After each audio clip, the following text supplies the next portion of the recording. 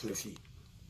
And he pass it with this current parliamentary system, no, a year in bed with the executive. A bed didn't say parliament. A bit to me, I crack the whip. A brebiara, the executive, no, a back overboard. So, Parliament, if we 1992 BC in the year, every assembly by far bound piano, won't say the party for us original, yeah, not a co. And this is also the same thing. Baby, a parliament, you know, no problem, crew, ye bra, ye could to be Biama woman, unless give a boom book. I want now to say MPP in NDC, Omina no problem crew. And now say, select committee.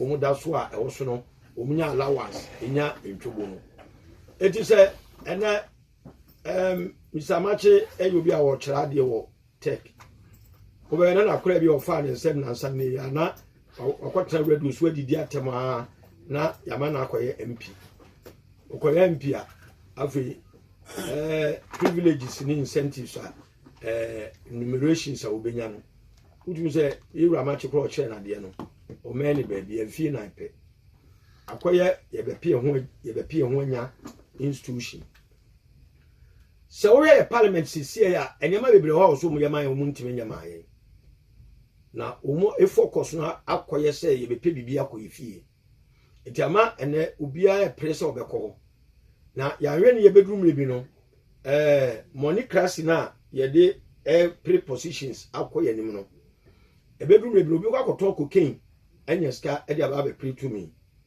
or discover we need to know we need we are at the same bebre ne beba mo kai papa bia na oye nkransa MP na echi cocaine amwatin ebi enhwe so no e ya de bia e ha adwene yie ena o man sika e de anim ka na sika kwa so aye pende me ya ne se Ghana fo bebre no anim e kwa fa so epeska MSK ne sustainable ubo ha me no ka se wadi MP wadi DC da wabafie ene oni tro because ska of fire no e Ghana fo sika na Ghana fo sika so de mahu ne se wo wia no kwambone so a enya de ahotobre wo enti mo a mo prese mo akwaje bosia ban loan ni nyoma na mo de push me way into parliament no my advice to you guys ne say Onyankopon admacha dia o dia ma obia sabi ye betre fidie so e be kasa kire adehye konkom ma Ghana fo yi ye ba topic ekura ye ba be discuss no meni ye wura mache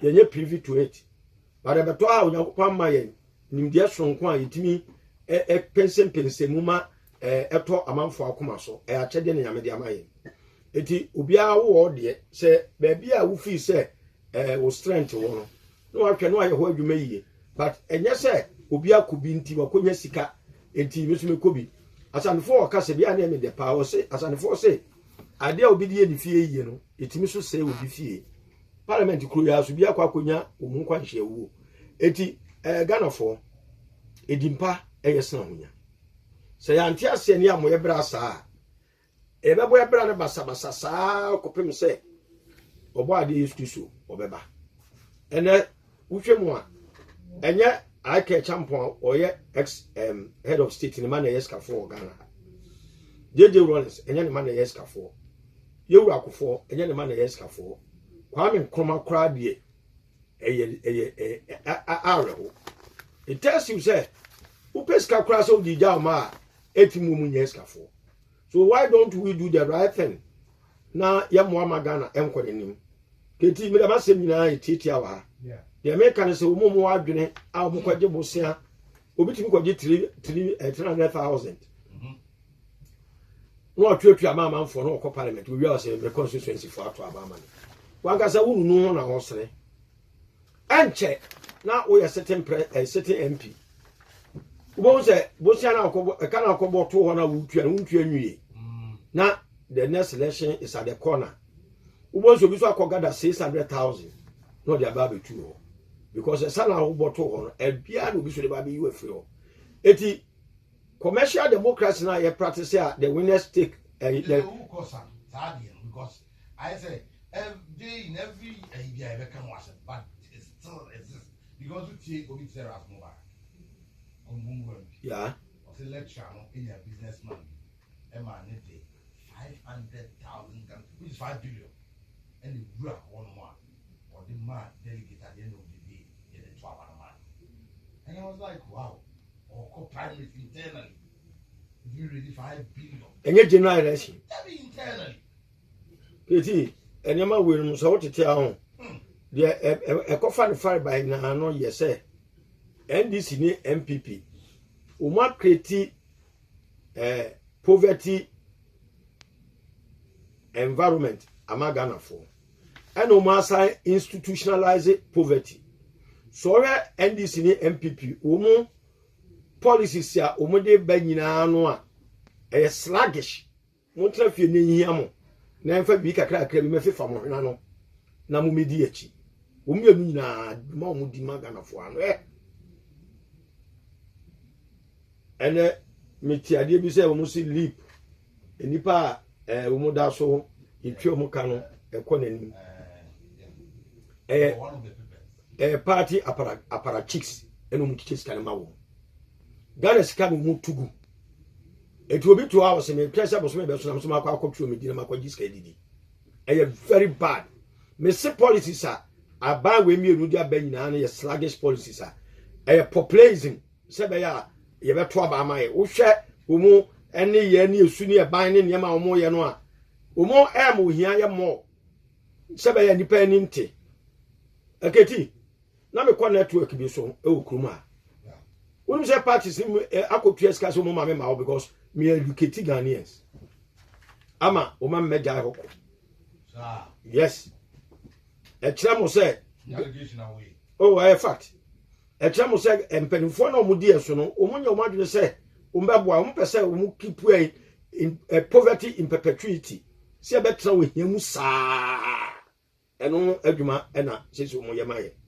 eti anya me nwanwa se your parliament no ya na so me cassette ya umu but I will continue saying this because umu nya credible the parliament I always say it's not credible, it's just a rubber stamp eti niema bia ekoso bia beboa ordinary Ghanaian no they don't give a damn nankasa constitution with us all. See our parliament, many abrese umubebo amagana akona anymore. Ekaba now, yetima ye amendment. I'm not saying say a total overhauling of the constitution, but what I'm saying is say constitution, certain portions of the constitution, is so obsolete. Say its application to modern trends of affairs in global world, part of the global family, moi. Amaya koyechi as a nation 2 minutes now could the president and the president bekano a fan but forget is a president on yes rabofo and to mumia pekwa be fast bit must triple the excessive powers ya repose in the presidents the executive no na transfer sa powers na mra ye na eti o man mu no parliament if you say umu enjoy because NDC wa e protect umu ni umu aban NPP or a protect woman mobile. It is our two major dual poly of these two political parties. You know, Amagana Yankan Konaidin indicating I am not surprised. Say, ene enipa kwajiska every bank, enipa kwajiska fra buche about primaries number 2 ska kesi anti okay. Until say you make KG our youth in a decent employment. Na ya create jobs ama umanya adwumaye na yamuma ye busy all the time involvement in political party organizations no ebeko form no I sincerely believe that this thing will go on and yemu bia ye pese sesa ne mama Ghana for enya hoto no ya na ekoduru ba bia na ye koro no ayeden. But the air can say, when the going gets tough, the tough gets going. Keti.